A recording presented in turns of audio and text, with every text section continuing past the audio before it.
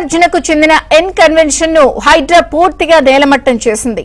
N convention ఆక్రమణలపై హైడ్రాకు మంత్రి కోమటిరెడ్డి వెంకటరెడ్డి ఫిర్యాదు చేశారు. ఈ నెల 21వ తేదీన ఎన్ కన్వెన్షన్ ఆక్రమణలపై హైడ్రాకు మంత్రి కోమటిరెడ్డి వెంకటరెడ్డి లేఖ రాశారు. మంత్రి కోమటిరెడ్డి వెంకటరెడ్డి ఫిర్యాదు మేరకు హైడ్రా విచారణ చేపట్టింది.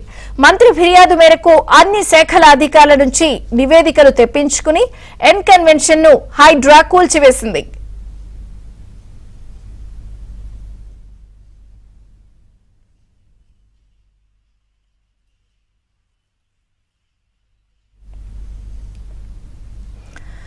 ఇక హైడ్రా దూకుడుగానే వెళ్తోంది.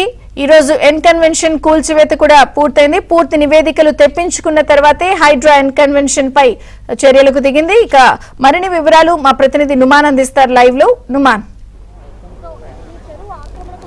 విజయ చంద్రిక, ఏదైతే హైడ్రా దూకుడు మీద ఉందని చెప్పొచ్చు. సో ఎందుకంటే కూల్చివేతల ప్రక్రియ దాదాపు ఏదైతే ఎన్ కన్వెన్షన్ కూల్చివేతల ప్రక్రియ దాదాపు పూర్తయినటువంటి పరిస్థితి. ఈ నెల 21వ తేదీన మంత్రి కోమటిరెడ్డి వెంకటరెడ్డి హైడ్రాకు ఏదైతే ఈ ఎన్ కన్వెన్షన్ మీద ఫిర్యాదు ఇచ్చారో, దాంతోపాటు కొన్ని స్వచ్ఛంద సంస్థలు, పర్యావరణ పరిరక్షణ సంస్థలు కూడా హైడ్రాకు ఫిర్యాదులు ఇచ్చినటువంటి నేపథ్యంలో వీటన్నిటికి సంబంధించి వివరాలని తీసుకున్న తర్వాత హైడ్రా ఏదైతే ఇటు ఎన్ కన్వెన్షన్ మీద ఉక్కుపాదం మోపింది, చర్యలు ప్రారంభించిందని చెప్పొచ్చు. దాదాపు 100% కూడా ఏదైతే ఈ కూల్చివేతల ప్రక్రియ అంతా పూర్తయినటువంటి పరిస్థితి ఉంది. సో చివరి దశకు చేరుకున్నటువంటి సిచ్యువేషన్ ఉంది. కొంత ఏదైతే డిబ్రీస్ ఉందో ఆ డిబ్రీస్ ని కూడా ప్రస్తుతం అయితే తొలగిస్తున్నటువంటి సిచ్యువేషన్ ఉంది. సో హైడ్రా తీసుకుంటున్నటువంటి ఈ నిర్ణయం మీద మాత్రము సర్వత్రా హర్షం వ్యక్తం అవుతున్నటువంటి పరిస్థితి మనకు కనిపిస్తుంది. సో పెద్ద ఎత్తున కూడా ఏదైతే ఈ కూల్చివేతలు జరుగుతున్నటువంటి నేపథ్యంలో సో ఇక్కడ ఉన్నటువంటి స్థానికులు కానివ్వండి, ఈ ప్రాంతవాసులు కానివ్వండి, ఇటు ప్రభుత్వం తీసుకుంటున్నటువంటి నిర్ణయానికి హైడ్రా తీసుకుంటున్నటువంటి చర్యలతో అందరూ కూడా హర్షం వ్యక్తం చేస్తున్నారని చెప్పొచ్చు. సో ఇది ఇలా ఉంటే సో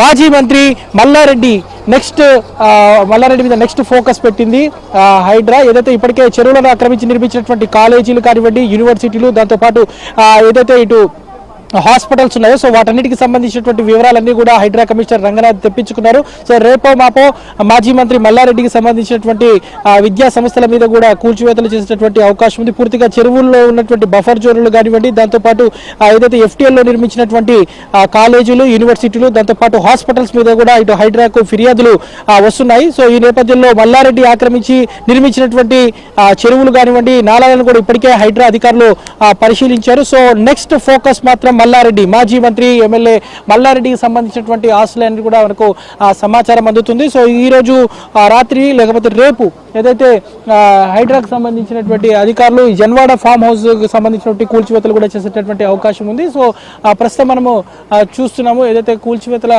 ప్రక్రియ అయితే కొనసాగుతున్నటువంటి సిచ్యువేషన్ ఉంది. సో పెద్ద ఎత్తున కూడా ఇప్పటికే ఇటు పోలీసులను కూడా మోహరించారు. దాదాపు ఇక్కడ ఉన్నటువంటి స్థానికులందరూ కూడా హర్షం వ్యక్తం చేస్తున్నారు. సో ఏదైతే కూల్చివేతలు చేస్తున్నటువంటి నేపథ్యంలో సో ఏంటంటే పూర్తిగా చెరువును ఆక్రమించి చెరువు బఫర్ జోన్ లో ఈ స్థాయిలో ఏదైతే బఫర్ జోన్ కానివ్వండి ఎఫ్టీఎల్లోకి వచ్చేసి నిర్మాణాలు చేసినటువంటి పరిస్థితి. సో ఈ నేపథ్యంలో ఇక్కడ ఉన్నటువంటి స్థానికులు అయితే హర్షం వ్యక్తం చేస్తున్నారని చెప్పొచ్చు. సో ప్రస్తుతం మనము చూడొచ్చు ఏదైతే పూర్తిగా నేలమట్టమైంది. మనం విజువల్స్ లో ఏబిఎస్ స్క్రీన్ లో విజువల్స్ లో కూడా చూడొచ్చు ఏదైతే పూర్తిగా నేలమట్టమైనటువంటి పరిస్థితి కూడా మనకు కనిపిస్తుంది. N convention so N convention కి ఎన్నో ఏళ్లుగా ఇక్కడ ఉన్నటువంటి స్థానికులు ఫిర్యాదులు చేస్తున్నారు. సో ఈ నెల 21వ తేదీన మంత్రి కోమటిరెడ్డి వెంకటరెడ్డి ఏదైతే దీనికి సంబంధించినటువంటి ఫిర్యాదులు ఇచ్చినటువంటి నేపథ్యంలో సో ఈ ప్రస్తుతం మనతో పాటు మాట్లాడిన స్థానికులు కూడా ఉన్నారు, వారితో కూడా మాట్లాడదాము.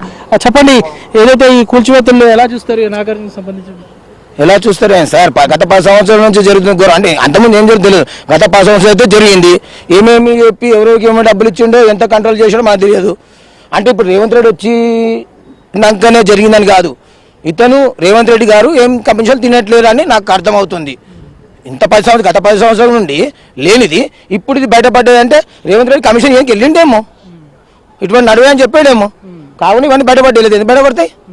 అవునా కదా సార్? ఇంత కోట్ల ప్రాపర్టీ నువ్వు 10 సంవత్సరాల నుంచి ఎవరు గమనించింది, ఇలా రేవంత్ రెడ్డి ప్రభుత్వంలో గమనించారంటే కారణం ఏంటి? అతనికి ఏదో కమిషన్ తీసుకుని వెళ్ళారేమో. సార్ తీసుకోండి సార్, వదిలే అవన్నీ కుదిరేరా బాబా అని చెప్పిండారు, అందుకే బయటపడ్డది. పడపోతుండే నేను పెద్ద గొప్పని కాదు, ఇది నేను గమనించడానికి మాకు 9 నెలలు టైం పట్టింది దీన్ని గమనించడానికి.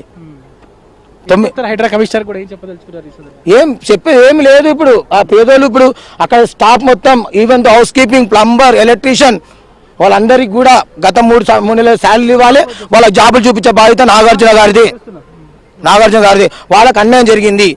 ఆయన కోట్లు ఎన్ని సంపాదించిండో కోట్లు అవన్నీ వాళ్ళ శాలరీలు 3 months శాలరీ ఇచ్చిన తర్వాత రిమైనింగ్ గవర్నమెంట్ గొప్ప చెప్పే బాధ్యత రాఘోజీ గారు ఉంది. అगर ఒప్ప చెప్పని పక్షంలో మీ ప్రస్తుత పద ఆధ్వర్యంలో ఇంటి మీద ధర్నా చేయడం జరుగుతుంది. సో మొత్తానికైతే ఇటు ఆ కూల్చివేతల మీద మాత్రం ఇక్కడ ఉన్నటువంటి స్థానికులు హర్షం వ్యక్తం చేస్తున్నారు. ఇన్నేళ్లుగా ఏదైతే ప్రభుత్వానికి సంబంధించిన చెరువు FTL లో నిర్మించినటువంటి నాగార్జున మీద ఎట్టకేలకు చర్యలు తీసుకున్నటువంటి నేపథ్యంలో ఇక్కడ ఉన్నటువంటి స్థానికులు అయితే హర్షం వ్యక్తం చేస్తున్నారు. మరోవైపు ఏదైతే ఈ కూల్చివేతల ప్రక్రియ నిర్విరామంగా ఇలాగే కొనసాగుతుందంటూ కూడా ఇప్పటికే హైడ్రా అధికారులు అయితే చెప్తున్నటువంటి పరిస్థితి కనిపిస్తుందని చెప్పొచ్చు.